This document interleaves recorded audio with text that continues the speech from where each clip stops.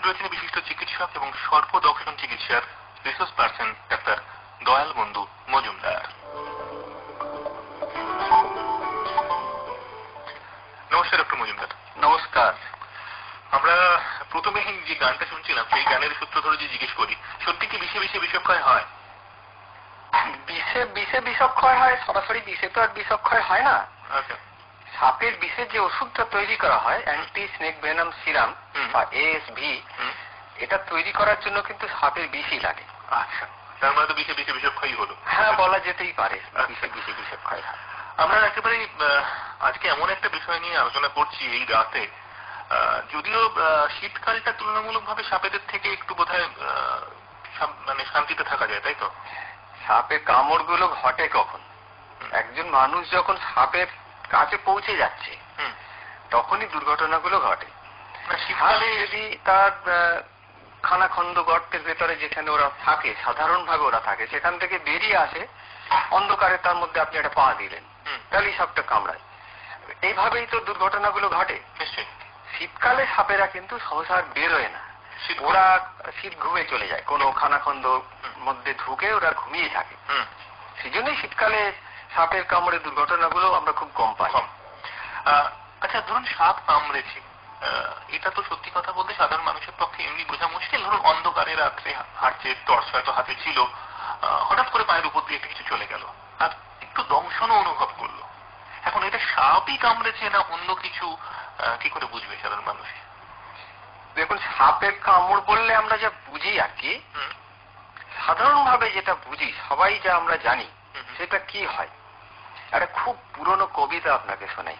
কবিতার একটা লাইন, কি যাত না বিষে বুঝিবে সে কিসে কবু আসিবে সে দংশিনী যারে। কেন হলো এটা?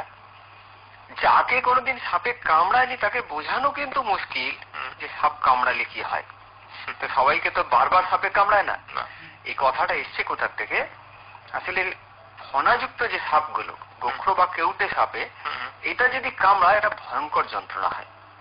সে অন্ধকারেই কামড়াক, যে অবস্থাতেই কামড়াক, ঘুমের মধ্যেই কামড়াক, ভয়ঙ্কর যন্ত্রণা হবে। এটা কিন্তু কেউ কখনো মিস করে না।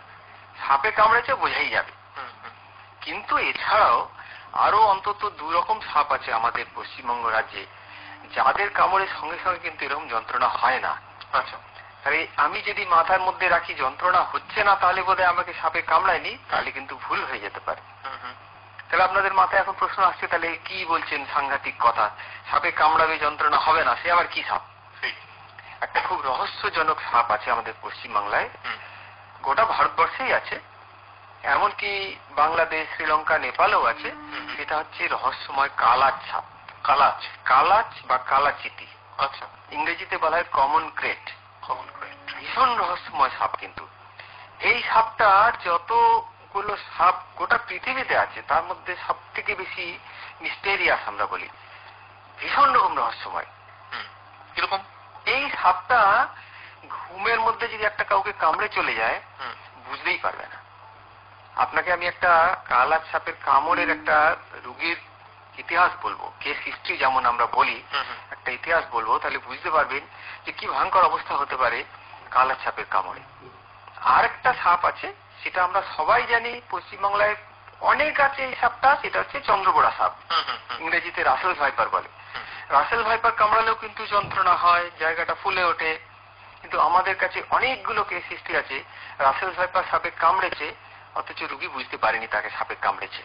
আচ্ছা, হয়তো কাদা মাটির ভেতর দিয়ে দৌড়ে গেছেন, তো গরু চড়াচ্ছিলেন একজন, গর্বে তাতে এরকম হয়েছে, একজন গরু চড়াচ্ছিলেন, গরু ধানের খেতে নেমে গেছে, উনি গরুকে তাড়া করে ধানের ক্ষেত থেকে বের করে আনতে গেছেন, ওই কাদা মাটির মধ্যে পায়ে একটা বোধহয় কাঁটা ফুটেছে।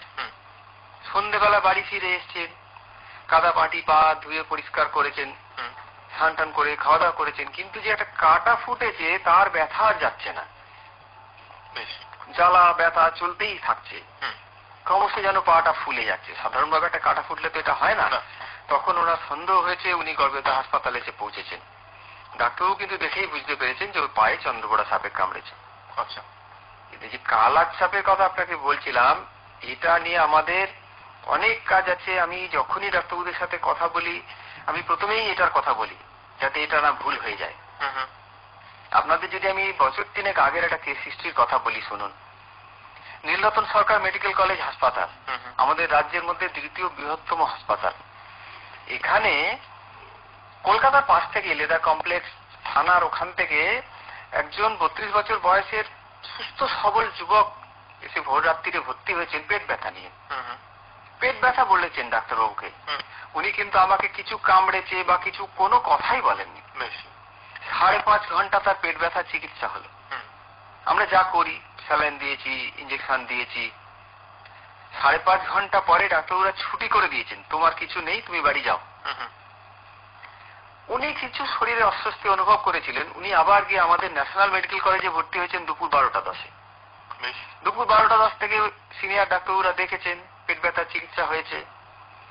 সন্ধ্যেবেলা আমাদের একজন জুনিয়র ডাক্তার, আমরা খুব গর্বের সঙ্গে ওর নামটা বলি, সব জায়গাতেই বলি, এমনকি আমাদের যে ওয়েবসাইট আছে সেখানেও ওর নাম লেখা আছে, ডাক্তার সৃজিতা ভৌমিক।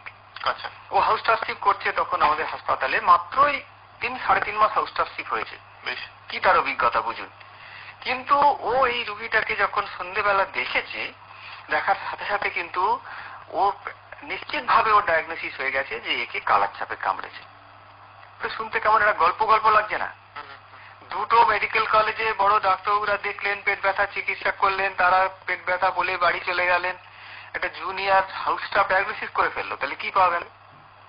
এমন কিছু রোগ লক্ষণ একটা পাওয়া গেল যেটা দেখে কিন্তু সৃজিতা বুঝতে পারলো যে একে একটা সাপে কামড়েছে। ডাক্তারি ভাষায় আমরা বলি নিউরোটক্সিক ফিচার্স, নার্ভ বিষের লক্ষণ। যে বিষগুলো নার্ভকে ক্ষতিগ্রস্ত করে। আমরা যখন পড়াই আমাদের জুনিয়রদেরকে বা ডাক্তারদের ট্রেনিং এ যখন শেখাই, তখন আমরা তাদের রোগীর ছবি দেখিয়ে দেখিয়ে বলি, সেটা তো বেতারে সম্ভব না। এই রোগ লক্ষণটা কি? সবার আগে আসে চোখের পাতা পড়ে আসছে, দুটো চোখের পাতা পড়ে আসছে। রোগী যেন ভীষণ রকম ঘুম পেয়েছে, চোখ খুলে তাকাতে পারছে না, কথা বলছে, ড্রাউজি লাগছে, কথা বলছেন। ড্রাউজি বললে যা বোঝায় সেরকম না, কিন্তু রোগী বলছেন, কথা বলছেন, সবই বলছেন, আমার পেট ব্যথা, চোখ খুলে তাকাতে পারছেন না। এটাকে বলা হয় শিবনেত্র, বাংলাতে, ইংরেজিতে বলা হয় টোসিস। আচ্ছা।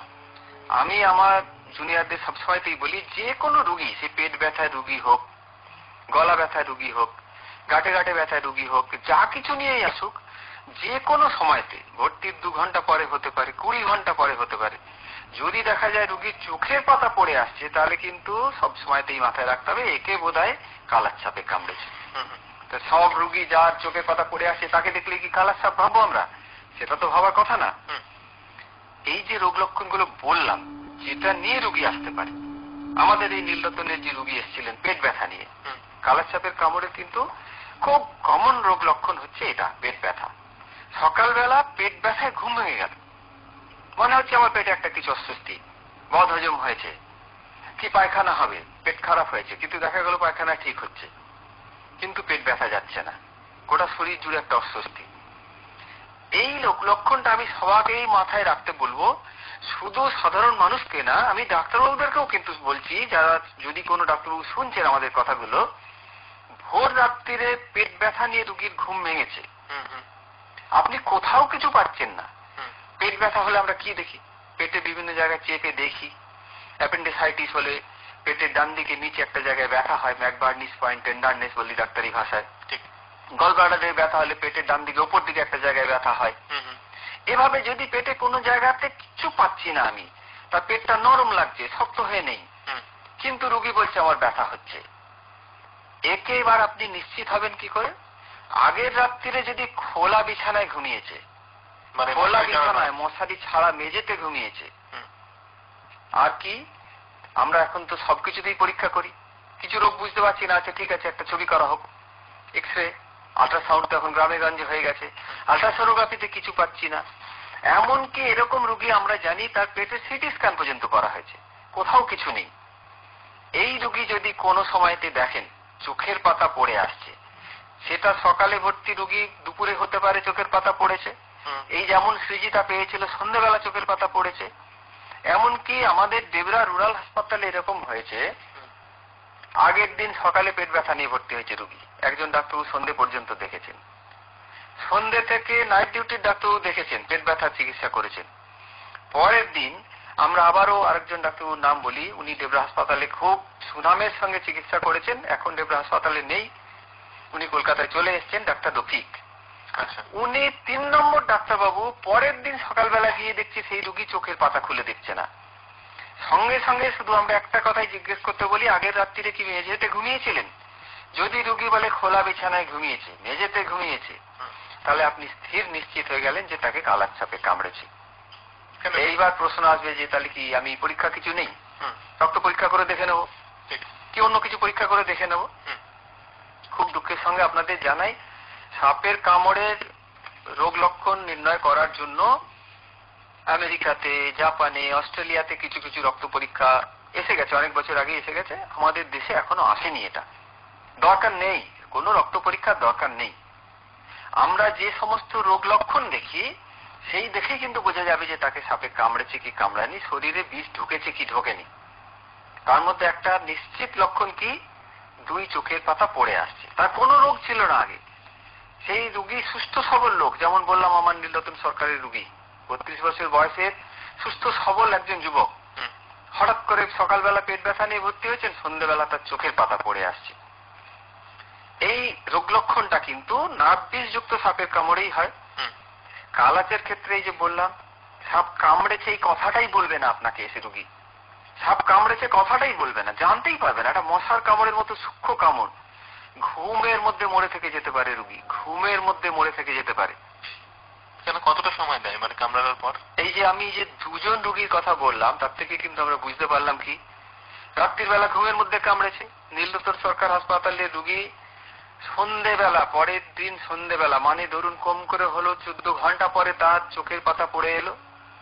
তখন তাকে ডাক্তার সুচিতা ভৌমিক বা তার সাথে আর যারা ছিলেন তারা অ্যান্টিসেনিক ভেনাম সিরাম দিয়েছেন, সেটা বোঝা গেল। কিন্তু তাহলে আপনি বলছেন যে ঘুমের মধ্যেই মারা যেতে পারে, সেটা কেন হতে পারে?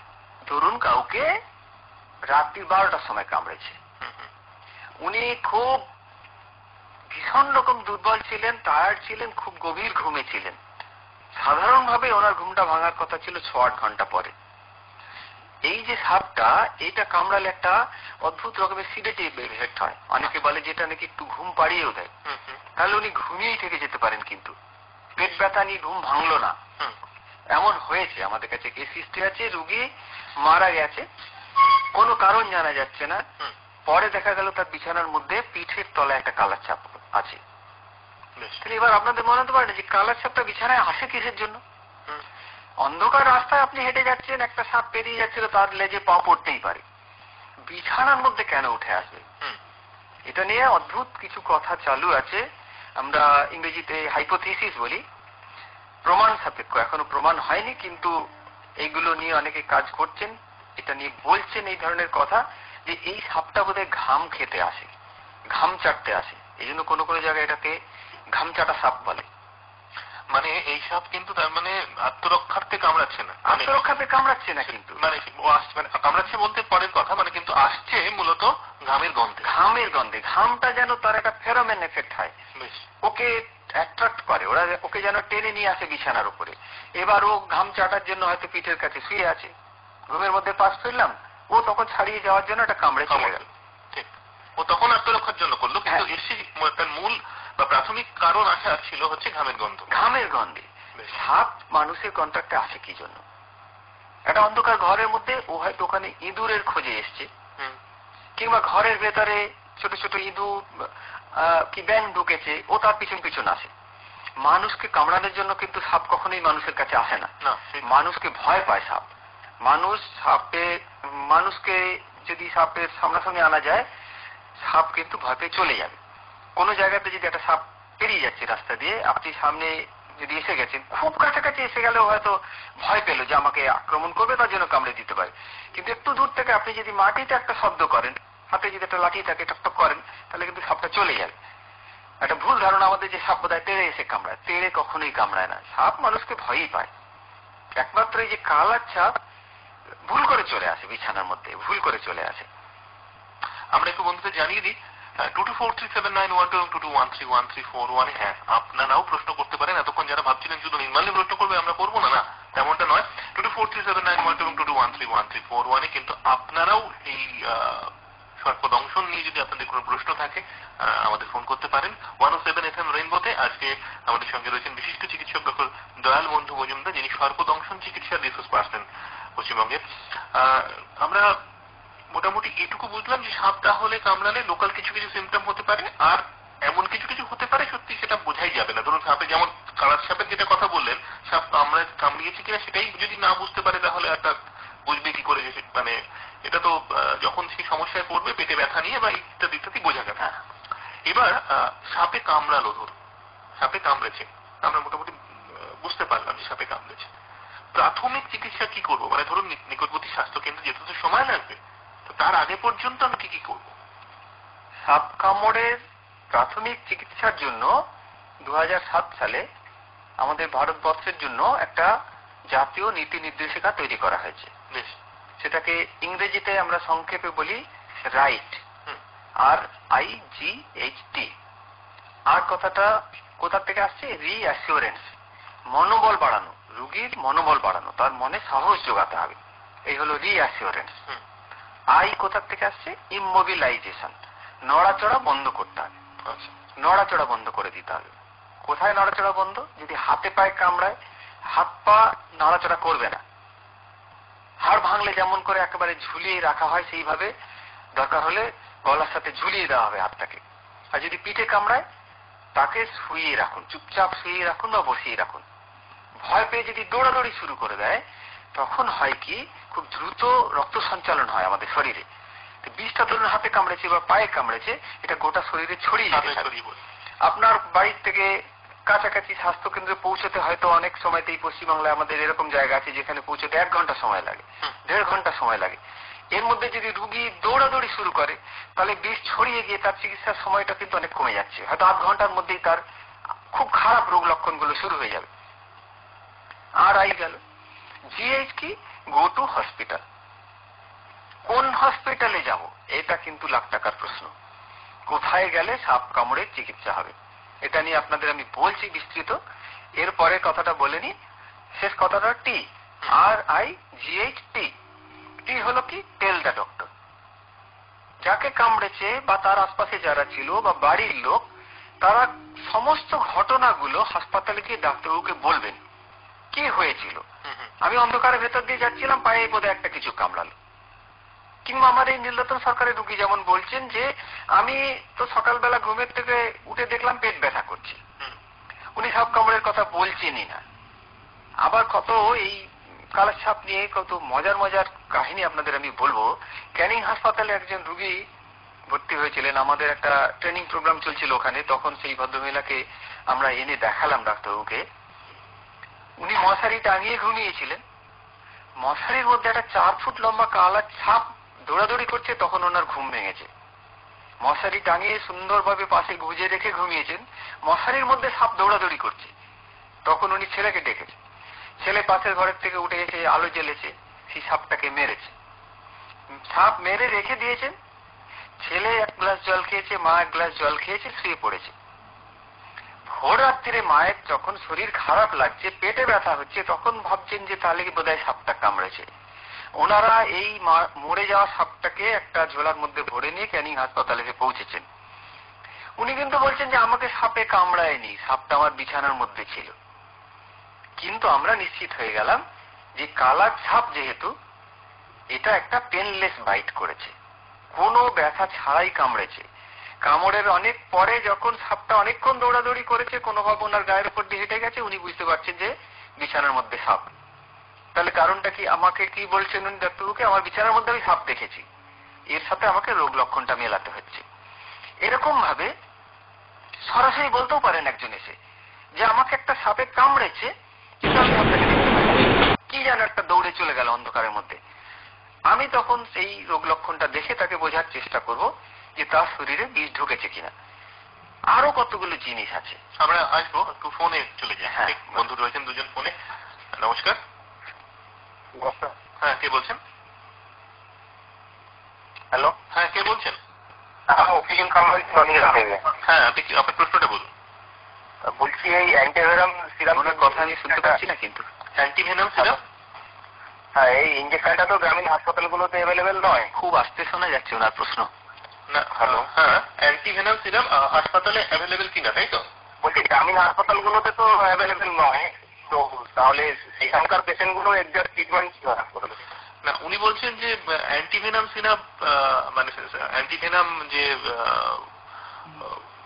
সেটা নাকি মানে গ্রামের হাসপাতালে অ্যাভেলেবেল নয়, ওনার বক্তব্য। আচ্ছা, আমি ওনার কথাগুলো খুব ভালো শুনতে পাচ্ছি না।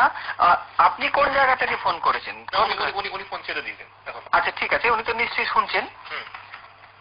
আমি আপনাকে খুব স্থির নিশ্চিত ভাবে বলতে পারি, পশ্চিম বাংলার প্রত্যন্ত গ্রামাঞ্চলেও যে সমস্ত স্বাস্থ্য কেন্দ্র আছে যেখানে রাত্রিরে ডাক্তারবাবু থাকেন, এই কথাটা আমি আবার বলছি, যে স্বাস্থ্য কেন্দ্রে রাত্রিরে ডাক্তারবাবু থাকেন সেখানে সাপের বিষের ওষুধ অবশ্যই আছে, অবশ্যই আছে। আমি আবারও বললাম, পশ্চিম বাংলার সমস্ত সরকারি স্বাস্থ্য কেন্দ্র যেখানে রাত্রিরে ডাক্তারবাবুরা থাকেন সেখানে সাপের বিষের ওষুধ অবশ্যই আছে। আমাদের আরেকজন বন্ধু আছেন ফোনে। নমস্কার।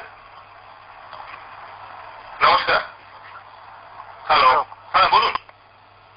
বলছি যে আপনারা যে বলছেন যে সাপে কামড়ালে ওই যে সাপের কথাটা বলছেন, ওটা বলছি, ওটা বললে মানে আমরা শোনা যাচ্ছে। আপনি বলুন ওনার প্রশ্নটা, আমি শুনি।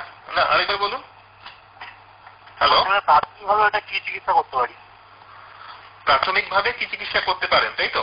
সেটাই তো উনি বলছিলেন এতক্ষণ ধরে। আপনারা প্রশ্নগুলো শুনুন, আমরা মানে আপনার প্রশ্নের উত্তরগুলো কিন্তু পাবেন। প্রশ্ন করার জন্য প্লিজ প্রশ্ন করবেন না, কারণ এই উত্তরটা। আচ্ছা, উনি ফোন ছাড়ার আগে ওনাকে আমি একটা জিনিস জেনে নিই, প্রাথমিকভাবে আপনি চিকিৎসা করবেন বলছেন তো, আপনি কি চিকিৎসক না সাধারণ মানুষ? না, উনি ফোন ছেড়ে দিয়েছেন। হ্যালো। হ্যালো। হ্যাঁ, কে বলছেন? আমি বারাসাত থেকে বলছি, সব্যসাচী ঘোষ বলছি। সব্যসাচী ঘোষ, বারাসাত। হ্যাঁ বলুন। আচ্ছা, আমরা জানি যে বাড়ির চারপাশে কার্বনিক অ্যাসিড দিলে নাকি সাপ আসে না, এটা কি সত্য? আচ্ছা, এগুলো হচ্ছে সর্পদংশন প্রতিরোধ করার জন্য কি করতে হবে সেটা নিয়ে যখন আমরা আলোচনা করব নিশ্চয়ই বলবো। আপনাদের বলে রাখি, কার্বনিক অ্যাসিড কেন, কোন রকম কেমিক্যাল দিয়েই সাপ আটকানো যায় না, কোনো কেমিক্যাল রিপেলেন্ট নেই। এটা নিয়ে আমাকে অনেকে অনেক তর্ক করেছেন, আমি পরীক্ষা করে দেখেছি ওই দিলে আসে না সাপ। সে তো আপনি বাড়ির দরজার চতুর্দিকে যদি আগের দিনে যেমন ধুনি জেলে রাখতো, জঙ্গলে থাকলে সাধু মুনি ঋষিরা যেমন করতেন, আগুন জেলে রাখলে সাপ আসবে না, বাঘও যেমন আসবে না, সাপও সেরকম আসবে না। আমাকে সবসময় ভাবতে হবে প্র্যাকটিক্যাল কথাগুলো। বেশ, আমরা একটা ছোট্ট ব্রেকের পর ফিরে আসছি। আপনারা শুনছেন 107 FM রেনবোতে, রেনবো ক্লিনিক নির্মাণের সামনে।